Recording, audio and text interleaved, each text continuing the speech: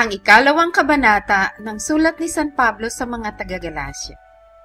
Nang makaraan nga ang 14 na taon ay umahon akong muli sa Jerusalem, nakasama si Bernabe, at isinama ko rin naman si Tito. At ako'y umahon dahil sa pahayag, at isinaysay ko sa harapan nila ang ebanghelyo na aking ipinangangaral sa gitna ng mga hentil. Datapwat sa harapan ng mga may dangal ay salihim, baka sa anumang paraan ako'y tatakbo o tumakbo ng walang kabuluhan. Datapwat maging si Tito man na kasama ko, bagamat Griego, ay hindi napilit na patuli.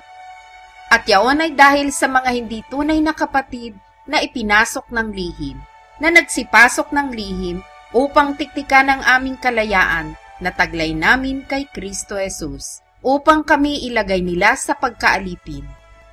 Sa mga yaon ay hindi kami napahinuhod na supilin kami, kahit isang oras, upang ang katotohanan ng ebanghelyo ay manatili sa inyo. Datapwat ang mga wari may dangal ng kaunti, maging anuman sila, ay walang anuman sa akin. Ang Diyos ay hindi tumatanggap ng anyo ninuman. Silang may dangal, sinasabi ko, ay hindi nagbabahagi sa akin ng anuman. Kundi bagkos nang makita nila na sa akin ay ipinagkatiwala ang ebanghelyo ng di pagtutuli, gaya rin naman ng pagkakatiwala kay Pedro ng ebanghelyo ng pagtutuli. Sapagkat ang naghanda kay Pedro sa pagkaapostol sa pagtutuli ay naghanda rin naman sa akin sa pagkaapostol sa mga hentil. At nang makita nila ang biyayang sa akin ay ipinagkaloob, ang mga kanang kamay ng pakikisama ay ibinigay sa akin at kay Bernabe ni Santiago at ni Cefas at ni Juan. Sila na mga inaaring haligi upang kami ay magsiparoon sa mga hentil at sila'y sa pagtutuli. Ang kanila lamang hinihiling ay aming alalahanin ang mga dukha, na ang bagay ring ito'y aking pinagsisikapan gawain. Ngunit nang dumating si Cefas sa Antioquia, ay sumalangsang ako sa kanya ng mukhaan, sapagkat siya'y nararapat hatulan.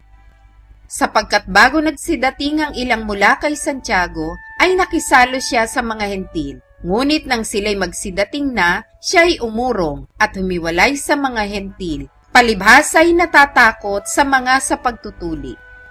At ang ibang mga Hudyo ay nangagpakunwari rin namang kasama niya, anupat pati si Bernabe ay nabuyo sa kanilang pagkukunwari. Ngunit nang aking makita na hindi sila nagsisilakad ng matuwid ayon sa katotohanan ng ebanghelyo, sinabi ko kay Cefas sa harapan nilang lahat, kung ikaw na Hudyo ay namumuhay gaya ng mga hentil at di gaya ng mga Hudyo, bakit mo pinipilit ang mga hentil na mamuhay na gaya ng mga Hudyo? Tayo nga'y mga Hudyo sa katutubo at hindi mga makasalanang hentil.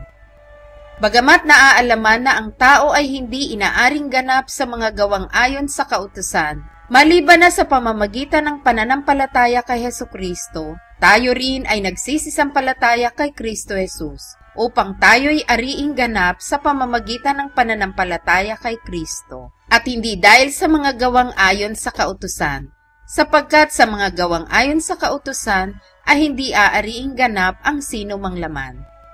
Ngunit kung samantalang ating pinagsisikapan na tayo'y ariing ganap kay Kristo, ay tayo rin naman ay nangasusumpungang mga makasalanan. Si Kristo baga ay ministro ng kasalanan, huwag nawang mangyari. Kung akin ngang muling itayo ang mga bagay na aking sinira, sa aking sarili ay pinatutunayan ko na ako'y suwain. Sapagkat ako sa pamamagitan ng kautusan ay namatay sa kautusan, upang ako'y mabuhay sa Diyos. Ako'y napako sa krus na kasama ni Kristo, at hindi na ako ang nabubuhay, kundi si Kristo ang nabubuhay sa akin, at ang buhay na ikinabubuhay ko ngayon sa laman ay ikinabubuhay ko sa pananampalataya. Ang pananampalataya na ito'y sa anak ng Diyos, na sa akin ay umibig, at ibinigay ang kanyang sarili dahil sa akin. Hindi ko niwawala ng halaga ang biyaya ng Diyos, sapagkat kung sa pamamagitan ng kautusan ay ang katwiran, kung gayoy si Kristo ay namatay nang walang kabuluhan.